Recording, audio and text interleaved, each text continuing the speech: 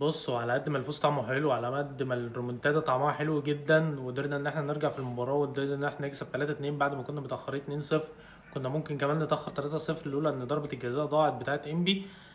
على قد ما احنا عندنا مشاكل كتير لازم ان هي تتحل في الفتره الجايه، ولازم الحسين عموده بقى يحط ايده على كل حاجه الفتره الجايه، خصوصا التشكيل، لان هو بدأ بتشكيل غلط. كلنا استغربنا طبعا ان هو بيلعب ب 2-6 في مباراه زي دي. بيلعب بكوكا وبيلعب بمروان في نص الملعب، كلنا استغربنا من الحته دي جدا.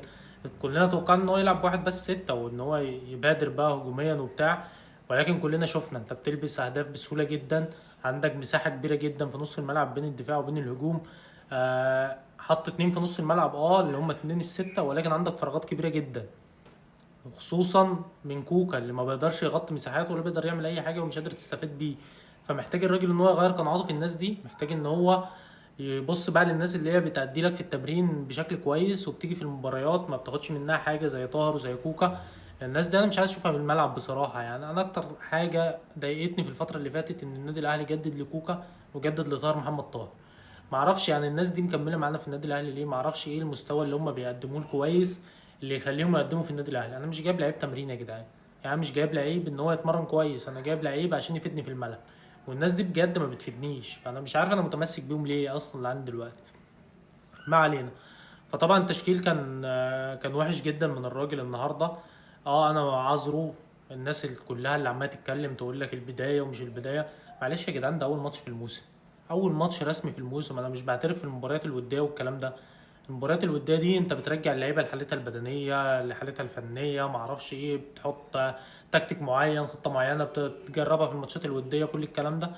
بس الرسمي حاجة تانية خالص، عندك جمهور، عندك منافس قوي بيلعب بشراسة، كل حاجة متغيرة خالص عن الماتشات الودية. فأنا ما بعترفش في الماتش الودي ده إن هو حاجة أقدر أحط إيدي على أي حاجة فيها في الفرق.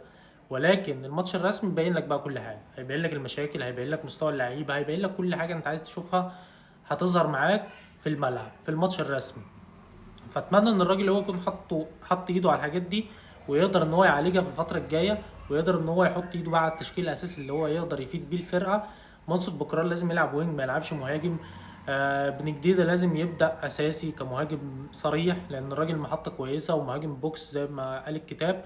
لازم ان احنا نستفاد باللعيبه دي، ولازم ان احنا نستفيد بالاجانب، زي ما قال هو في تصريحاته بعد المباراه ان اشرف داير هنشوفه الفتره الجايه لان بدا يدخل التدريبات الجماعيه مع الفرقه.